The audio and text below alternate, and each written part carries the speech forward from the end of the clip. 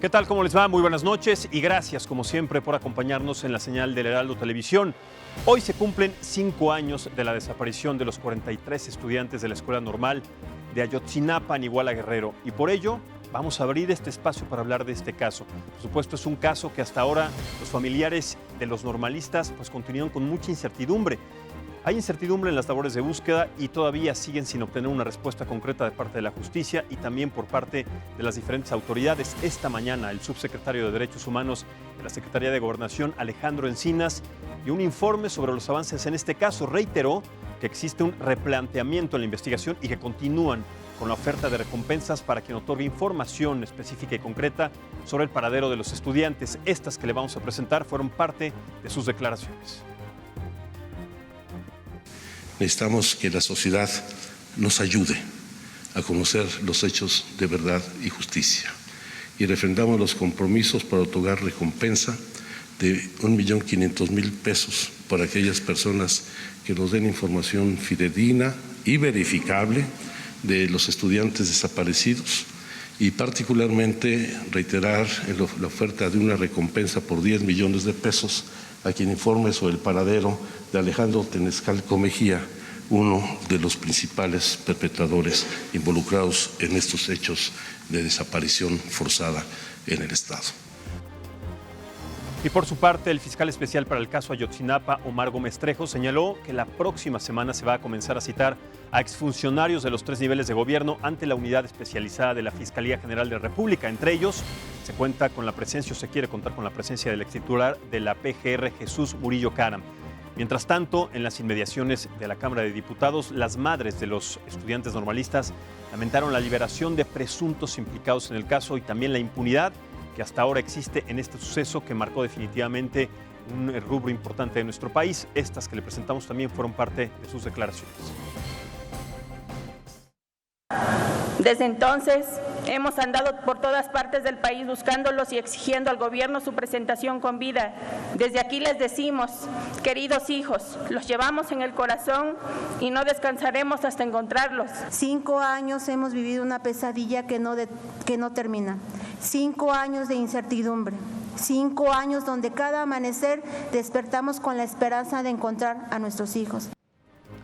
Y hoy, precisamente, y a 9 meses del gobierno de Andrés Manuel López Obrador, de que tomó poder en nuestro país, se tiene instalada ya una comisión de la verdad y también una unidad especializada para la investigación de la noche del 26 y 27 de septiembre del 2014 en la ciudad de Iguala. Hasta ahora se han realizado 8 operativos de búsqueda en más de 200 puntos de 5 municipios del estado de Guerrero, pero ninguna de estas investigaciones y operaciones han tenido como consecuencia algún hallazgo importante. Por eso, en la conferencia matutina de hoy, el presidente de México, Andrés Manuel López Obrador, afirmó que habrá protección del Estado para quien revele información del caso y este también que le presentamos fue su mensaje para las familias de los normalistas. Escuchemos. Decir que hay voluntad del gobierno de la República para esclarecer estos hechos, conocer la verdad, encontrar a los jóvenes y que haya justicia. No pierdo las esperanzas. Estoy optimista. Creo que vamos a darles buenas noticias a los familiares. No lo descarto. No me doy por vencido. Bien, para analizar entonces este tema, hoy nos acompaña Mario César González. Él es padre de César Manuel González Hernández, uno de los normalistas desaparecidos en Ayotzinapa. Muchísimas gracias y bienvenido. Muchas gracias por el espacio. También está con nosotros Marco Antonio Martínez, él es periodista y también coautor del libro Ayotzinapa, La travesía de las tortugas, a quien agradezco también su presencia. Muchísimas gracias y bienvenido. Está con nosotros Samuel González Ruiz, él es exdirector de la Unidad Especializada en Delincuencia Organizada de la entonces PGR. Muchísimas gracias y bienvenido. Gracias por la invitación. Gracias nuevamente por estar aquí. Y finalmente saludo con gusto a Iñaki Blanco, ex fiscal del Estado de Guerrero. También Iñaki, muchísimas gracias y bienvenido. Buenas noches, a tus órdenes. Muchas gracias. Pues a ver, vamos a empezar. Si les parece, me parece importante primero tocar la parte humana, la parte de la historia, señor Mario, acerca de ese día que marcó la historia de nuestro país, de ese día, cómo lo vivió su familia, cómo lo vivió usted, que nos cuente un poco también de César, cómo era un poco, y a partir de esto empezaremos a analizar el tema y si les parece bien también, si hay un punto de encuentro que genera un debate a partir de argumentos, será bueno también tocarlo para conocer hasta el momento cómo van las investigaciones. Entonces, señor Mario, empiezo con usted, cuéntenos un poco la historia, el recuento de ese día y también un poco de cómo era su hijo César. Sí, mira, lo que pasa es que nosotros somos del estado de Tlaxcala, de Huamantla, Tlaxcala. Yo hablé exactamente a las 5:35 exactamente con mi hijo el día 26, en lo cual nunca me dijo que iba a tener una actividad o alguna salida, al contrario, me dijo que iba a salir el día sábado para que se fuera una semana supuestamente para la casa para descansar de todo lo que había hecho ahí. Entonces, desafortunadamente, como teníamos la costumbre de hablarnos 3 veces al día o 4, hasta 5, en la madrugada, en los tiempos que tenía tiempo, él me hablaba y quedamos de hablarnos en la noche. Entonces, me dice que iba a estar, que me colgaba porque iba a estar ocupado. Y ese día empezó, pasaban las horas de la noche y no me hablaba. Yo le marqué y no me contestaba, le hice un aproximado de, pues no, unas 8 o 10 llamadas en todo el transcurso de la madrugada. Cuando nosotros nos avisan, fue una muchachita de la normal de Panotla, de la escuela normal de Panotla, de allá de Tlaxcala, y nos dice que teníamos que ir urgentemente para Guerrero, que porque habían atacado a los alumnos de la escuela normal, y que había muertos, que había detenidos, que había heridos. Y bueno, pues, ¿dónde fue a dar mi hijo? ¿No? ¿De qué se trata o qué es lo que está pasando? Entonces, automáticamente, pues, a conseguir el dinero con mis hermanos, reuní una cantidad y nos trasladamos desde como a las 12 del día de Huamantla para la escuela. Nosotros llegamos como a las 11 de la noche, el día 27. El día 27 llegamos y vimos, pues, hombres uniformados de verde. No sabíamos nosotros qué era ni la comunitaria, para empezar no sabíamos ni qué era la comunitaria en ese entonces. Nosotros llegamos y vimos a personas vestidas de verde con armas de alto calibre, o sea, con armas grandes, y pues nos espantamos más.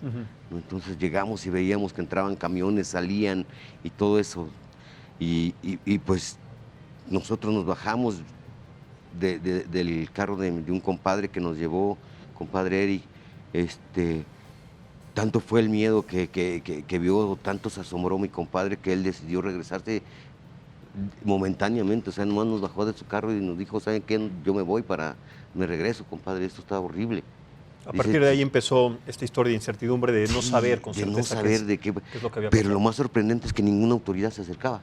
Correcto. Vamos a hablar entonces de eso. Fue un caso que generó pues mucha incertidumbre, muchas expectativas, las líneas de investigación al principio y sobre todo la comunicación hacia los medios era incierta. No se sabía exactamente, señor exfiscal, qué es lo que había sucedido, no había una línea de investigación concreta, no se sabía de ciencia cierta qué había pasado. ¿Cómo fue que se generó esta metodología para empezar a investigar este caso? ¿Cómo empezaron? ¿Con qué personas? ¿A partir de cuáles fueron los planteamientos y los hechos para empezar a tener alguna perspectiva, sobre todo que después, ya a 5 años, pues sigue habiendo una incertidumbre total, más allá de los señalados en su momento? ¿Cómo fue esta metodología, señor exfiscal? Aquella noche la información no fluía como es. Todos hubiésemos deseado. Había mucha confusión, había muchos datos de manera dispersa. Yo me trasladaba a la Ciudad de México para atender un asunto personal. Sin embargo, distintas personas, entre ellos mi secretario particular, el entonces delegado del CISEN, el entonces secretario general de gobierno, me hicieron saber que existía la posibilidad de que en los hechos estuviesen involucrados alumnos de la normal rural Raúl Isidro Burgos de Ayotzinapa.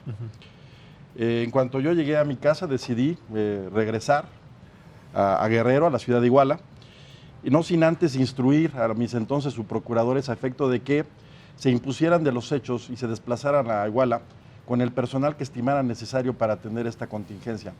Me refiero a personal ministerial, policial y pericial. En Iguala nosotros no teníamos el personal necesario para atender una situación de este tamaño. Debo también decir que nosotros no recibimos información en tiempo real. la información que recibimos fue desfasada. Nosotros no éramos parte del C4. En distintos momentos, al interior del Grupo de Coordinación Guerrero, tu servidor solicitó que se nos instalara un espejo del C4, pero nunca hubo respuesta. En razón de ello, bueno, nosotros tuvimos conocimiento formal de los hechos hasta cerca de las 11 de la noche, que es cuando recibimos una llamada del Hospital General de Iguala, haciéndonos saber que habían ingresado a este nosocomio 3 personas heridas por arma de fuego. Como resultado de las primeras investigaciones, intentaré ahora sí que resumir lo más que pueda, nosotros logramos establecer que los estudiantes habían sido agredidos por elementos de la Policía Municipal de Iguala. En ese sentido, nos dimos a la tarea de concentrar a todos los elementos de la Policía Municipal, a los que estaban en activo y a los que estaban francos. Incluso tengo presente, no se me va a olvidar jamás, que uno de mis subprocuradores me preguntó por qué concentrábamos a los francos si estaban de descanso. Y le dije que eso no quería decir que no pudiesen haber actuado en los hechos, porque también había señalamientos en el sentido de que participaron comandos armados vestidos de negro. Claro, ustedes tienen que cerrar filas en el momento en que había pues tanta dispersión o tanta incertidumbre de información. Así es. De igual manera se me hace saber, en cuanto llego, que hay estudiantes dispersos en la ciudad y nos dimos a la tarea de ir en su búsqueda. ¿Estudiantes de dónde? ¿De la misma? De la normal rural de la Ayotzinapa. okay. Nos dimos a la tarea de buscarlos, encontramos a un total de 68. De ello hay un reporte de incidencias en la averiguación previa y de ello también da cuenta en uno de sus informes el grupo de expertos de la Comisión Interamericana. Rápidamente, ¿ustedes sabían de todo este proceso cómo se iba llevando esta metodología de investigación, señor Mario? Okay, no lo sabían porque debemos tener presente que en principio lo que hicimos fue acudir por los muchachos, concentrarlos en las instalaciones de la Fiscalía Regional y a partir de ahí intentar establecer contacto con sus familiares y con sus representantes legales. En estas tareas intervinieron muchas personas, ministerios públicos, incluso quien puede dar fe de todo esto, porque tiene fe pública, es el presidente de la Comisión Estatal de Derechos Humanos, Ramón Navarrete Magdaleno, que estuvo ahí.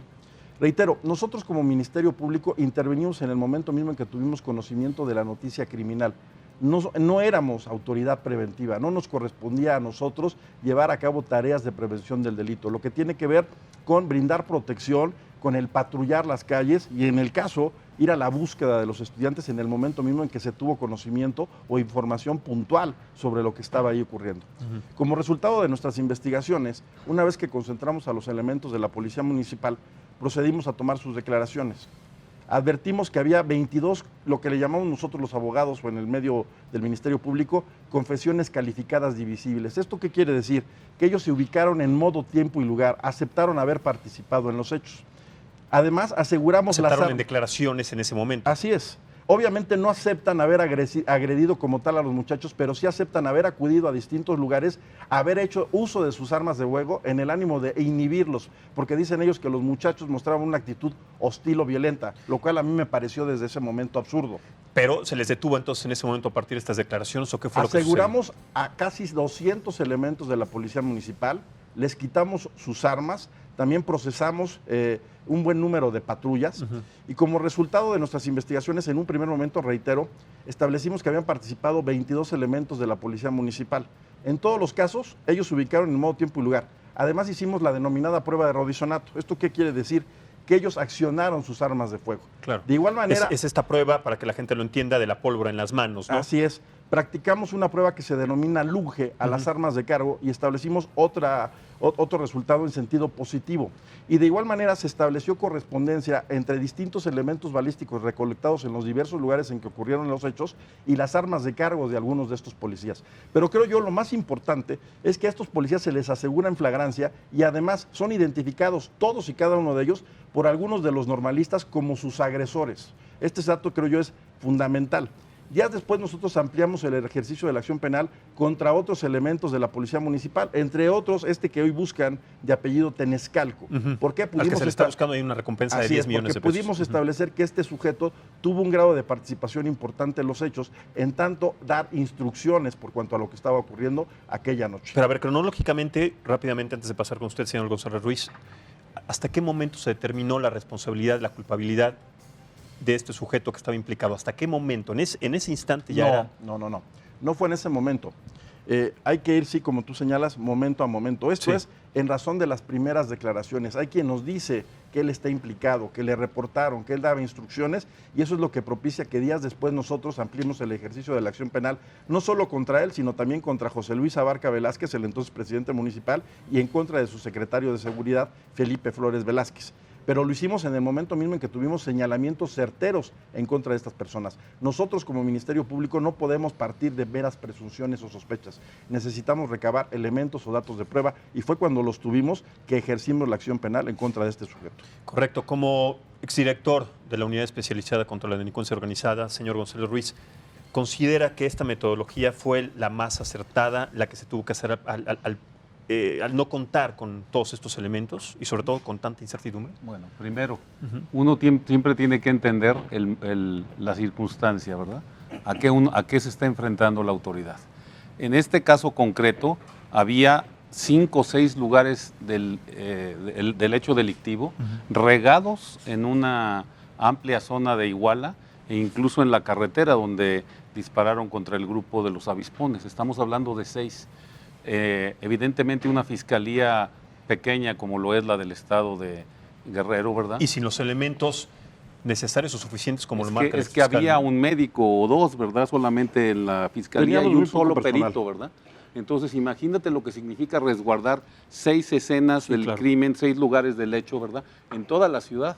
No creo que haya muchas ciudades de este país que puedan hacer un trabajo profesional en esta circunstancia con una sola persona. Cuando se refiere a muchas ciudades, ¿es la mayoría? Porque vemos casos... Bueno, probablemente la Ciudad de México podría haber tenido suficientes recursos porque está concentrado, pero un estado... Pero cuando hablamos de Veracruz, Michoacán, no Guerrero, pueden, etcétera, donde se presenta...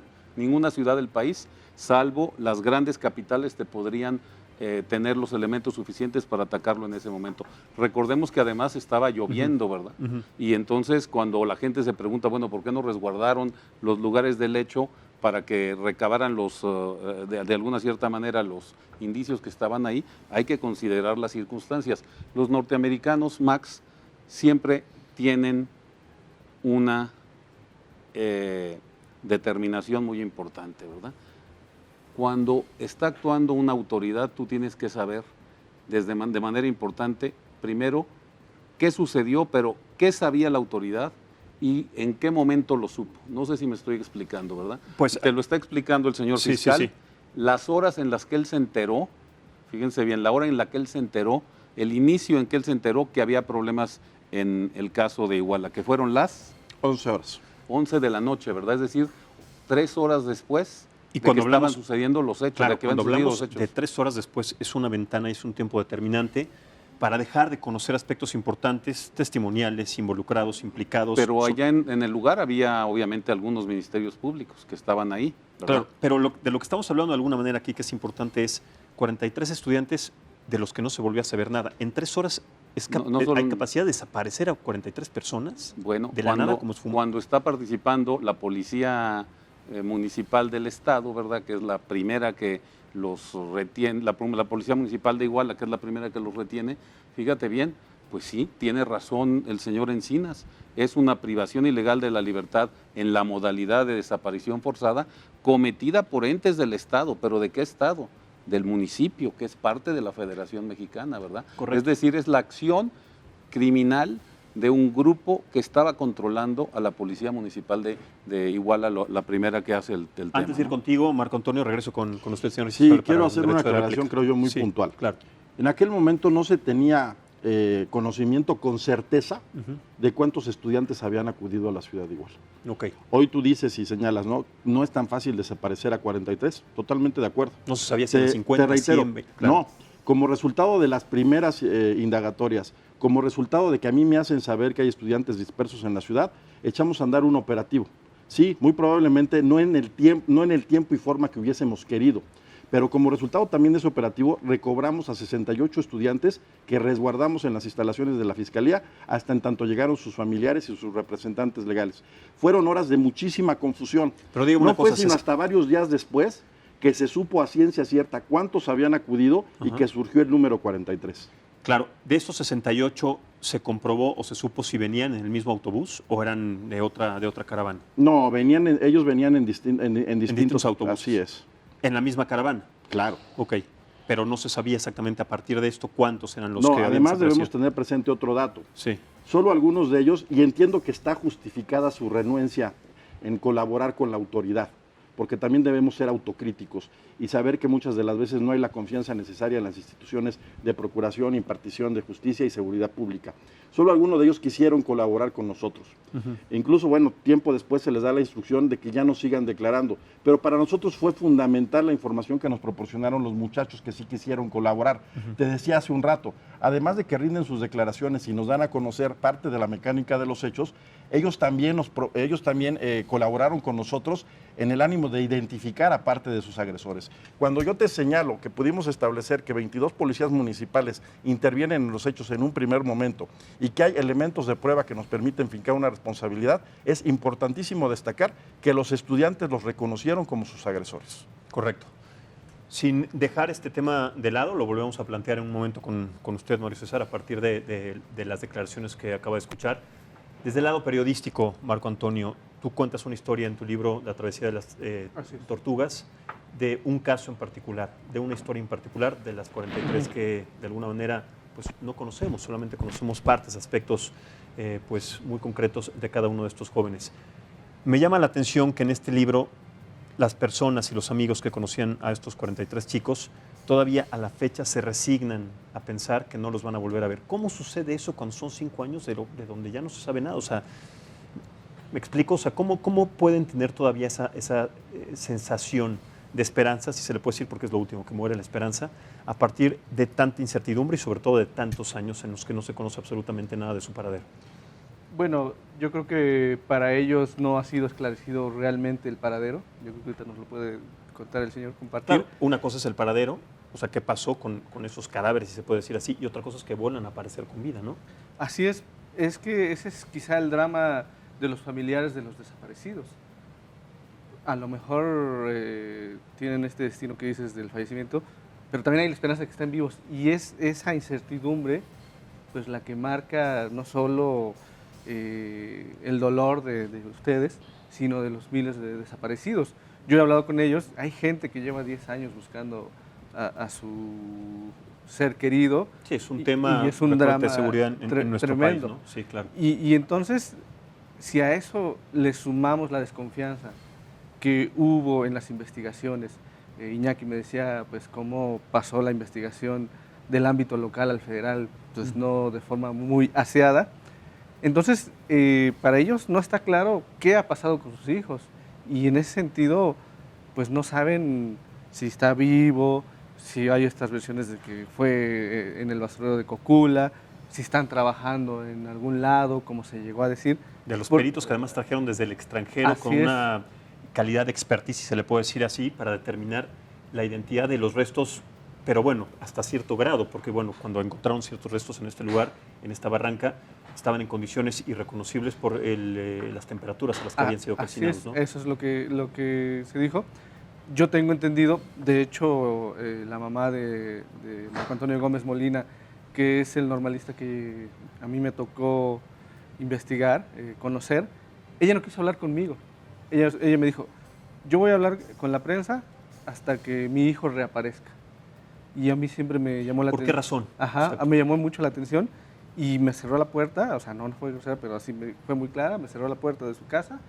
Y yo siempre me quedé con esa duda, les preguntaba a veces a ellos, ¿viene, no viene? Me decían, ya no participa. Y antier, en el relanzamiento del libro, una de las mamás me dice, es que ella, cuando surge la verdad histórica, pues ella sí dio por hecho que su hijo pues estuvo ahí o fue víctima de ese incendio. Y desde entonces ya no participa. Entonces, parte de ese incendio, de esa incineración de cuerpos. De esa incineración, ¿no? Y entonces esa es parte del drama. ¿Cómo estaba segura? O sea, ¿a partir de qué determinó que ella tenía esa seguridad? ¿Le preguntaste? No, simplemente ella dijo, yo ya no los acompaño. Es lo que me dijo la señora, está visitándola. Mi hijo está muerto. Digamos que de alguna manera lo aceptó. Lo aceptó o creyó esta versión y de ahí ya no siguió luchando. También tiene otro hijo menor, que pues él también seguía estudiando. Entonces yo creo que también pues es otra parte quizá de los padres, ¿no? La mayoría han estado en la lucha, pero tengo entendido que 2 o 3 se han bajado, que otros ya no están porque están muy enfermos también, ¿no? Porque es un desgaste. Sí, emocional, mental, físico. Sí, no solo no saber dónde están sus hijos, qué pasó, sino venir cada mes, las protestas, este manoseo, digamos, estos cuestionamientos que han surgido a la investigación. Entonces, pues creo que es una situación muy complicada, tanto para ellos como para los miles de desaparecidos. Claro, señor Mario César, ya lo comentaba Marco Antonio, la investigación pasó de las manos de una autoridad a otra de una manera no aseada, que es como lo califica. Ustedes en su momento, cuando tenían reuniones con las autoridades, con diferentes autoridades, conocían estos planteamientos, conocían estas partes, esta metodología de la investigación, se les iba informando punto a punto, sabía parte de lo que el exfiscal nos está comentando ahora, llevaban una carpeta. ¿Cómo es que llevan el registro de esta investigación a partir del primer día, día 1? Mira, a mí lo que me llama la atención es que dice aquí el fiscal, o fiscal, exfiscal, es que decía que estaba desde las primeras horas, cuando llegó a las 11 de la mañana, de la noche y no sé qué tanto. Hay algunos que dicen que estaban escondidos después de las 3 de la mañana. ¿Que estaban escondidos quiénes? Que estaban escondidos los alumnos, o sea, que muchos alumnos estaban escondidos. La otra parte es decir que el día 28 yo no vi ninguna autoridad que nos acompañara a buscar a nuestros hijos a Iguala en las dependencias en la comandancia, en la policía ministerial, inclusive... ¿No los vio o ustedes no los reconocían? Porque de alguna manera no conocía, quiero pensar, al exfiscal hasta que llegó a esta mesa. No, ¿o sí? Es que no había ninguno, ni uniformado ni nada. O sea, un policía que te acompaña para buscar o un sheriff, ¿sabes qué? El que sí recuerdo muy bien y inclusive nos ayudó un poco fue el de Derechos Humanos, no recuerdo cómo se llama. O sea, sí nos dimos cuenta. Sí, o sea, y aparte de eso, nunca vimos que nos ayudaran para ir a buscar a los muchachos o que viéramos movilización el día 28. Yo en lo particular nunca vi ningún movimiento de algún policía que estuviera buscando a los muchachos. Inclusive en la comandancia de la policía municipal había tres policías nada más. En la cárcel de la policía ministerial había 6 policías ministeriales nada más. Usted dice que en lo particular usted no lo vio. ¿Cuál es la percepción general de las familias de los... Es que andaban conmigo. O sea, al verlo visto, si no los vi yo, no los vieron ellos. ¿Sí? Inclusive vimos un tipo que nos andaba persiguiendo en una motocicleta, que nos estaba sacando fotos, inclusive le quitamos su teléfono celular y se fue a meter al cuartel. ¿No reconocieron nunca a esta persona? ¿Nunca se supo la identidad de esta persona? No, porque se metió al cuartel. ¿Qué opina exfiscal sobre estas declaraciones de que aclarar, porque por cuanto hace la cronología de hechos, yo no mencioné que haya llegado a las 11 de la noche. Yo mencioné que me trasladaba a la Ciudad de México y que nos enteramos formalmente hablando de lo que estaba ocurriendo hasta las 11 de la noche. Yo llego a la 1:30 de la mañana a la ciudad de Iguala. Para entonces yo ya había instruido a efecto de que los subprocuradores y el personal ministerial se desplazaran de la ciudad de Chilpancingo a la ciudad de Iguala, donde no había personal, había muy poco personal, eso hay que tenerlo presente. De igual manera, sin entrar aquí en un debate que no nos va a llevar a nada, quiero yo mencionar que hay constancia en la averiguación previa, en el sentido de que sí acudimos al batallón, de que sí acudimos a las instalaciones de la Policía Municipal. Ahí estuvo uno de los subprocuradores, acompañado incluso del Ejército. Nosotros solicitamos que nos permitieran el ingreso al 27 Batallón y nos lo negaron. Eso creo que es muy, muy importante. ¿Pero por qué? Esa es una duda importante. ¿Por qué se los negaron? No lo sé. Dado que ustedes tenían la máxima jerarquía en autoridad. No nos confundamos. Pero lo tendrían que tener. Nosotros éramos una autoridad local, estatal. Pero cuando es un caso local, cuando es un caso... No teníamos ninguna autoridad sobre autoridades federales. Por eso hay competencias. Nosotros tuvimos una negativa, reiteramos que nos permitieran el ingreso y nos lo volvieron a negar. Eso creo yo es fundamental. Incluso debo también hacer un recuento de algunos datos que me parecen muy importantes en toda esta historia. Cuando nosotros nos dimos a la tarea de concentrar a los policías municipales, nosotros no teníamos personal, teníamos 250 policías ministeriales para todo el estado de Guerrero, donde hay 81 municipios, hagamos cuentas. En ese sentido, Yo lo que Estamos solicito hablando es de que, 1 o 2 policías por municipio. así es, que traigan personal de Chilpancingo e incluso de Acapulco. Y lo primero que hago es solicitarle al ejército que me facilite sus instalaciones para concentrar ahí a todos los municipales, y encuentro también una negativa. Después solicito a la Policía Federal, al coordinador de sector, que me permita también sus instalaciones y me vuelvan a negar el apoyo. Es por eso que tuvimos que concentrarnos en instalaciones de seguridad pública estatal, en donde no había tampoco las medidas de resguardo y seguridad correspondientes. Había, si acaso, una malla de alambre. Y obvio es que tampoco podía yo concentrar a los municipales en la Fiscalía Regional, porque ahí estábamos concentrando a las víctimas. Ahí también estaban llegando los representantes legales y los familiares. Lo que nosotros quisimos evitar fue un segundo momento de confrontación. Entonces, esto también creo es importante tenerlo presente. Está documentado, y así lo ha señalado el propio GEI, que nosotros fuimos a las instalaciones del batallón, que fuimos a instalaciones de la Policía Municipal. Incluso hoy hay un personaje que no aparece, de nombre Ulises Bernabé, que es a quien se dice le pusieron a disposición a un grupo de los muchachos, y que los muchachos estuvieron ahí muy poco tiempo. ¿Qué cargo tenía el señor Bernabé? Entiendo que era un oficial de Barandilla, ¿sí? Y que estuvieron ahí muy poco tiempo. Hubo una, se supone, se sobreentiende, una instrucción en sentido contrario, porque los sacan de ahí. ¿A dónde los llevan? Es parte de lo que hoy no conocemos. ¿Pero los sacan por qué razón? No lo sé, porque esa parte te la podría contestar Ulises Bernabé. Los policías municipales... ¿En dónde se encuentra actualmente Ulises Bernabé? No lo sé. ¿Prófugo? Entiendo que sí, es uno de los tantos cabos sueltos que hay en esta historia, ¿sí? Entonces... Pero está reconocido plenamente de alguna manera para que se trate también de buscar a él como Por supuesto, es una de las personas que se está buscando. Quiero reiterar, hay una parte que está, desde mi punto de vista, debidamente acreditada, y es la que tiene que ver con la autoría material de los hechos. La participación de elementos de la Policía Municipal de Iguala, de la Policía Municipal de Cocula y muy probablemente de la Policía Municipal de Huitzuco. También sabemos en dónde radica, en dónde reside la autoría intelectual, esto es, en integrantes en cabezas de los Guerreros Unidos. No nada más es lo que nosotros recabamos en aquel primer momento. Hoy tenemos conocimiento también que hay una serie de intervenciones telefónicas llevadas a cabo por la DEA. Esto es una autoridad distinta. Y en ella se da cuenta puntual de lo que estaba ocurriendo en aquel momento. Por lo que hace a la actuación de la Procuraduría, los Guerreros Unidos están diciendo, ya se los llevaron a la Crapol, ya se los llevaron a instalaciones de seguridad pública, ya tienen identificados a 20 y tantos. Obvio es que había alguien que les estaba proporcionando esa información. Incluso dicen, hay que tramitarles amparos, hay que impedir que se los lleven.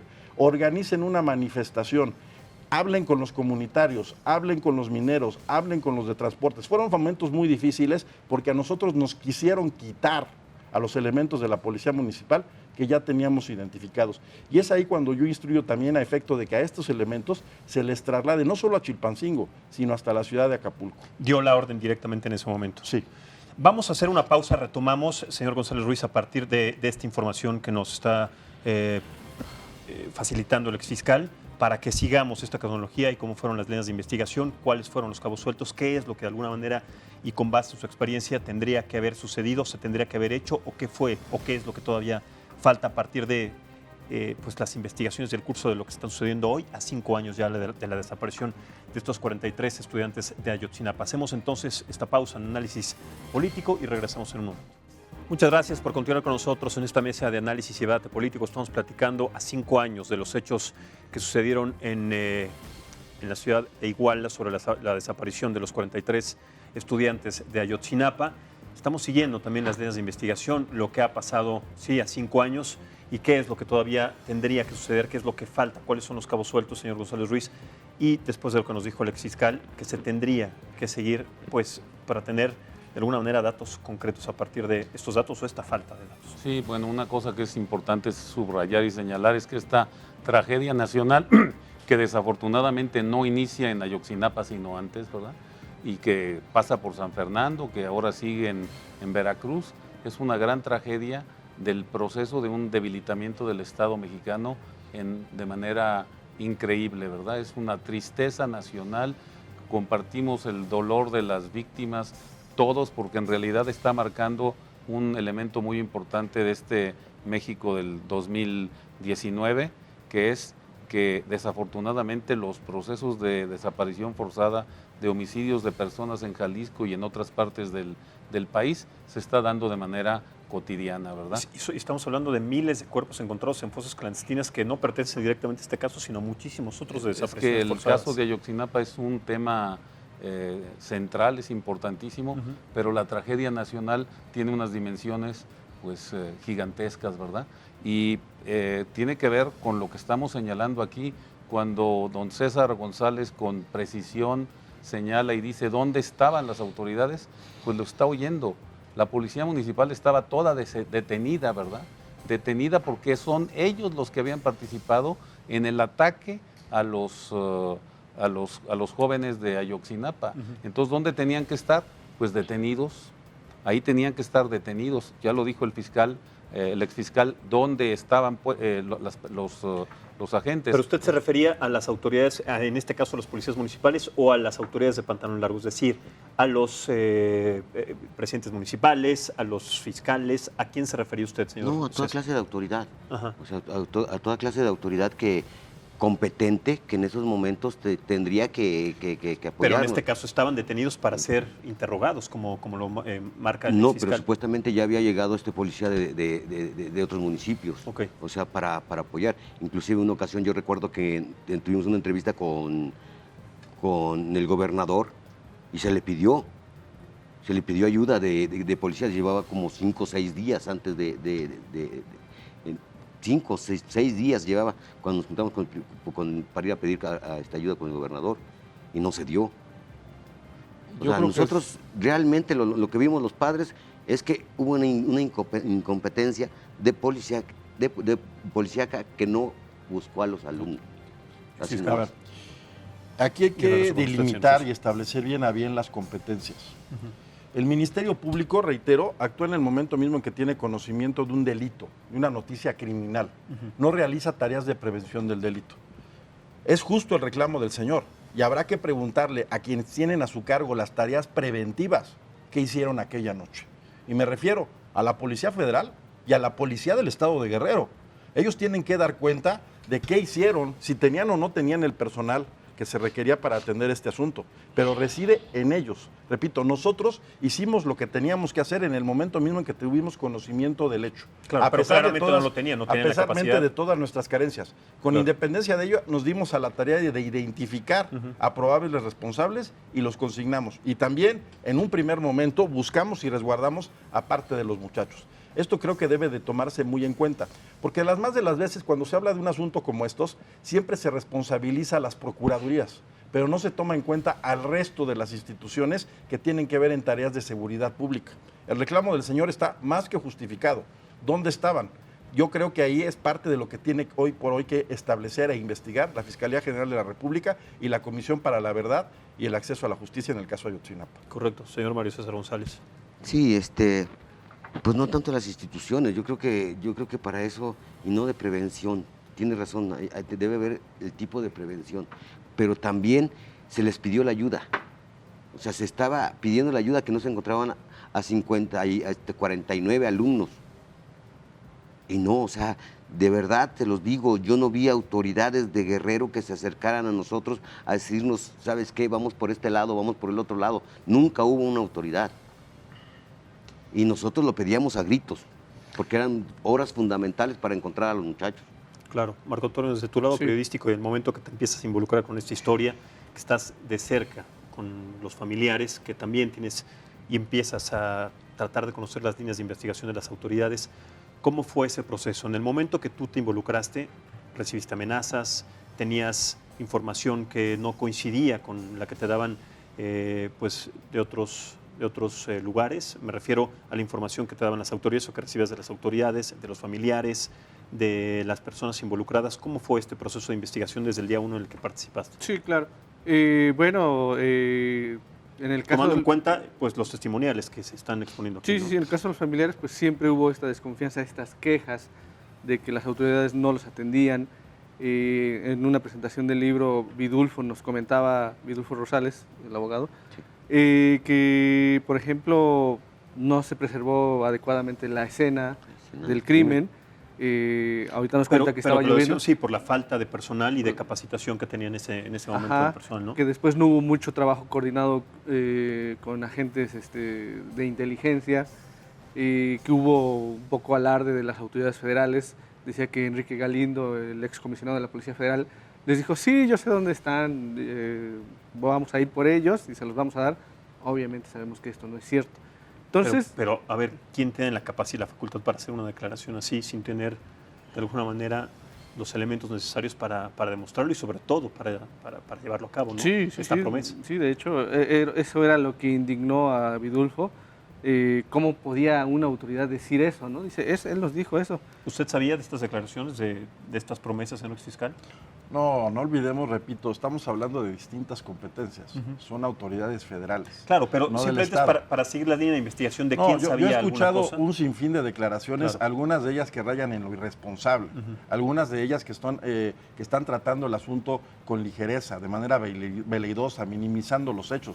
Tan es así que yo te podría decir, y ese es un comentario a título personal, que en un primer momento el asunto fue minimizado por las autoridades federales. Siempre fue un tema de delincuencia organizada, ¿sí? Y nosotros lo que hicimos fue darnos a la tarea de demostrarles que se trataba de delincuencia organizada, que había involucrados en los hechos elementos, sí, de policías municipales, pero de policías municipales infiltradas y al servicio de la delincuencia organizada. ¿Qué sigue sucediendo en diferentes casos? Sin duda, es una realidad y es un problema que tenemos que atacar de fondo.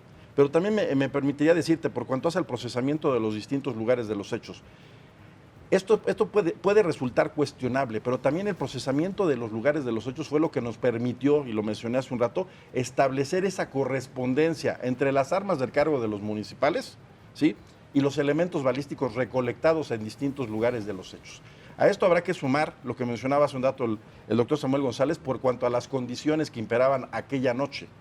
¿Qué más que quisiéramos nosotros que haber actuado en tiempo y forma, reitero? Desgraciadamente nosotros recibimos la información en forma desfasada.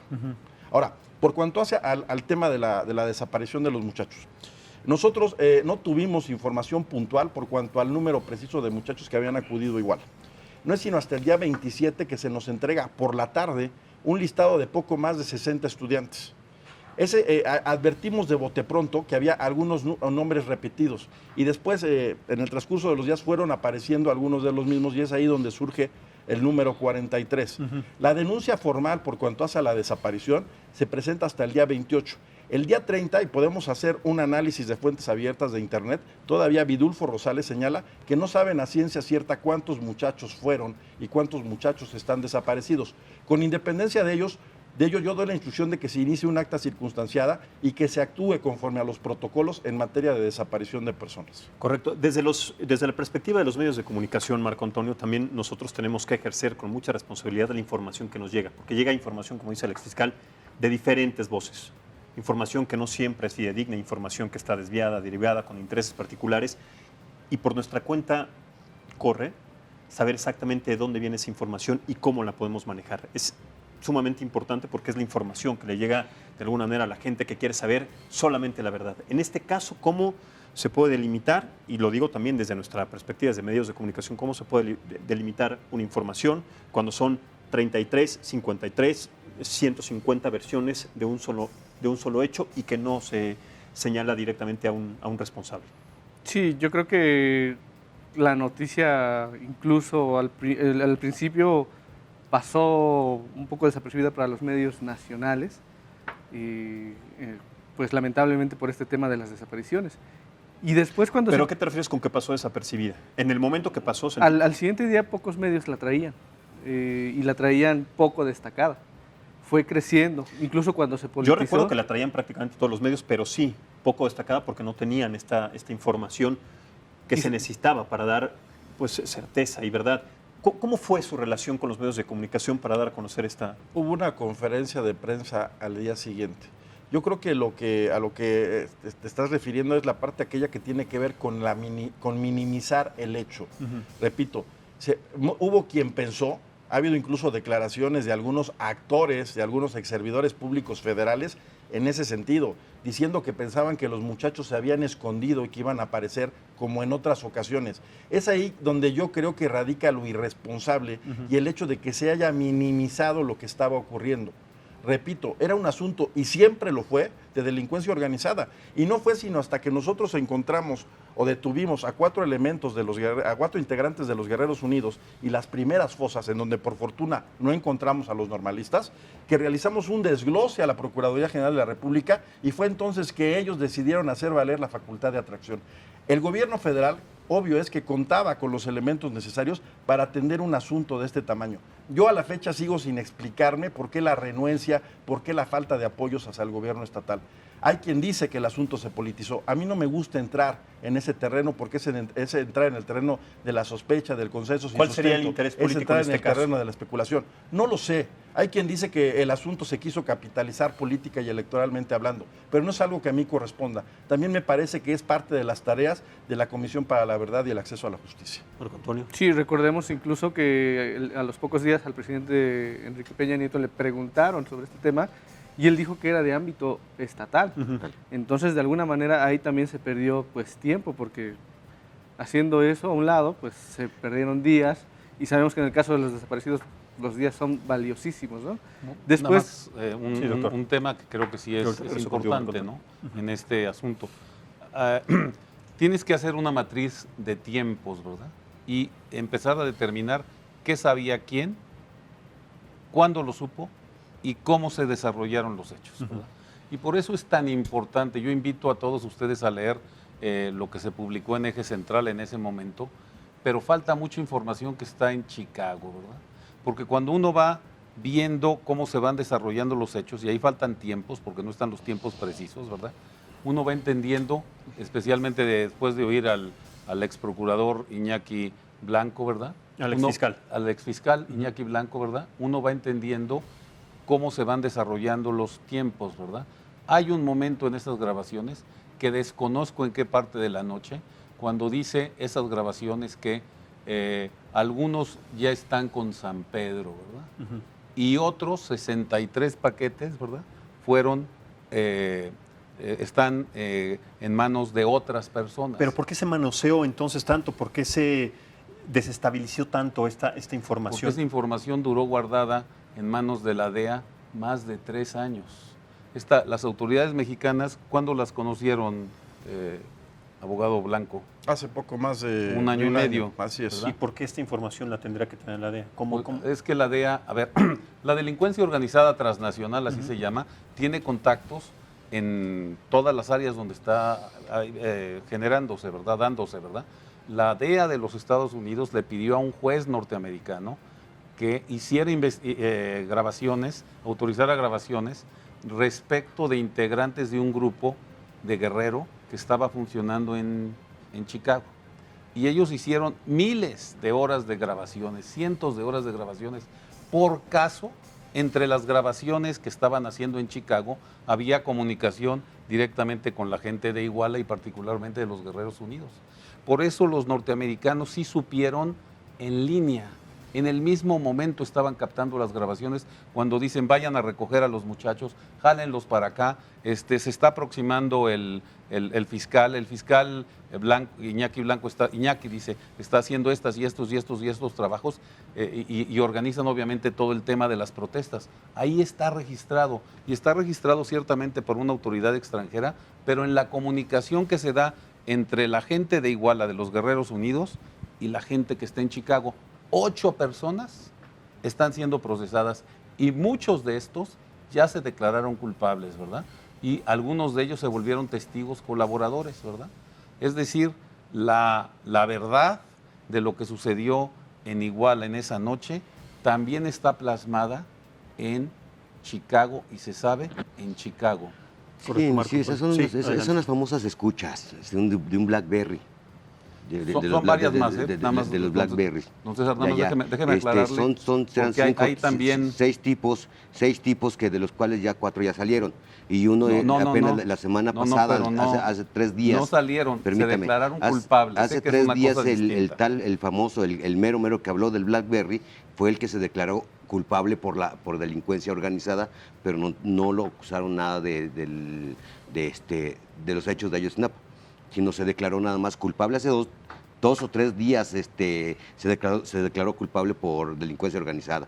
¿Sí? Entonces eran 7, pero el que supuestamente había hablado, no recuerdo cómo se llama, El Silver. No, es un tal Pascual, no recuerdo cómo se llama, pero era un tipo. Esas son las famosas escuchas que inclusive salió el nombre de aquí del Exchical. Sí, me dicen, hay que echarle la culpa al procurador y al Estado. Entonces, son las famosas escuchas de Estados Unidos que tenía la DEA y apenas fueron las que descubrió el GIEI en su momento. No fue el GIEI el que las descubrió estas escuchas, fue directamente la unidad de Procuraduría General de la República. No, se las mandaron a la Procuraduría General de la República, sí es cierto. Y ellos empezaron a trabajar. Hasta este momento han llegado 3 grupos de escuchas y no solamente son las intercepciones de los Blackberries, no hay comunicaciones, pero esa investigación de Chicago tiene mucha más información y en los Estados Unidos, solamente para aclararle al público, ¿verdad? Las personas se pueden declarar culpables para salir de la cárcel, pero ¿a cambio de qué? De la colaboración. Es decir, las autoridades norteamericanas pueden ya bien tener órdenes de aprehensión secretas contra los otros integrantes de Guerreros Unidos, porque son parte de su manera como investigan. El fiscal norteamericano, habitualmente en casos como esto, lo que le interesa es avanzar en quién está atrás, ¿verdad? En qué sucedió, para jalar y desarticular a toda la red y obtener todos los recursos que tienen. Y eso lo hacen de manera normal. Pueden acusar a una persona de 20 delitos y le dicen declárate culpable de 1. En este caso ya habían estado en la cárcel 5 años, entonces se declaran culpables y a la hora que se declaran culpables, lo que sucede es que les permiten salir, pero a cambio tienen que colaborar con la justicia. Y eso es lo que está pasando en Chicago. Correcto. Marco Antonio, después voy con usted, señor fiscal. Bueno, yo creo que es también parte de cómo se ha desarrollado el caso. La desinformación, estas preguntas de por qué, por ejemplo, el ejército no pareció dispuesto a colaborar y qué podía aclarar. Por esos días, no sé, a las 2 semanas, por ejemplo, el padre Solalinde se adelantó, digamos, a la versión de la PGR y dijo, fueron quemados. Y eso también metió mucho ruido. Pero él no daba ninguna prueba ni nada. Dice, lo único que me han dicho mis fuentes es, fueron quemados, están muertos. Y me los dieron en secreto de confesión. Así afirmó. es. Entonces uno dice, ¿cómo manejar esa información? Yo recuerdo que yo lo entrevisté en la Feria del Libro aquí en el Zócalo y me lo dijo y yo dije, creo que si no dice nada más es muy irresponsable decir eso. Claro. Entonces lo manejé hasta el final de la nota y más bien le di por otro lado. Será uno de los que tienen que citar a declarar, es ¿verdad? que cómo lo sabía, ¿no? Pues entonces, ese es un tema muy importante, y si no es cierto, porque nosotros sabemos que ustedes pues le reclamaron al padre eso, ¿no? ¿Cómo podía Sí, no, y aparte de todo eso, hay una cosa bien importante que no se ha hablado, se está hablando como que de la mentira, de la verdad, de la mentira histórica, pero también recordemos que ya se hizo un análisis muy puntual de los antropólogos argentinos, el EAP, y también reforzado con el GIEI. Entonces ya no hay ningún fundamento que llegue al basurero. ¿Qué es lo que tiene que hacer? ¿Qué es lo que espera a partir de este momento en un futuro, en un corto, mediano plazo, para saber cuánto tiempo va a durar usted en esta lucha de búsqueda de su familiar y de los familiares que también están? Más que nada tienen que llamar a los funcionarios públicos que en su momento actuaron, sean estatales, sean federales. ¿Y qué sigue para usted y para su familia? Seguirlo buscando y saber y llegar hasta las últimas consecuencias. O sea, esto no puede terminar así. Sí, hasta que lleguemos a encontrar a nuestro hijo y los 43 hermanos. Porque no puede ser permitible que por unas autoridades ineptas o unas autoridades que manosearon y ensuciaron todas las líneas de investigación y que fue un cochinero lo que hicieron, estén desaparecidos 43 muchachitos. Tenemos solamente 30 segundos, señor fiscal, si quiere cerrar con alguna conclusión a partir de lo que se tiene que hacer. Es una oportunidad histórica de recobrar la confianza en las instituciones de procuración, de justicia y de seguridad pública. Como bien dice el señor, ha habido una serie de irregularidades, están todas ellas documentadas y bueno, pues habrá que fincar responsabilidades. Y también a partir de una limpieza muy puntual de la indagatoria, reencauzar la misma y bueno, en su momento también solicitar órdenes de reaprehensión y consignar a quien se tenga que consignar en calidad de autores materiales e intelectuales de los hechos. Correcto, tiene toda la razón. Es una oportunidad única para recobrar la confianza en las autoridades a partir de lo que se haga, y no solamente a 5 años, sino en cualquier dependencia, en cualquier estado de la República Mexicana, en donde todos los días hay desaparecidos y no se sabe absolutamente nada de ellos. Seguiremos tocando este tema siempre en su momento, es importante hacerlo porque le da también certidumbre y certeza a lo que como autoridades y como personas de este país tenemos que pedir y tenemos que solicitar. Yo soy Maximiliano Espejel, lo espero mañana también en punto de las 9 de la noche en otra mesa de análisis político. Buenas noches.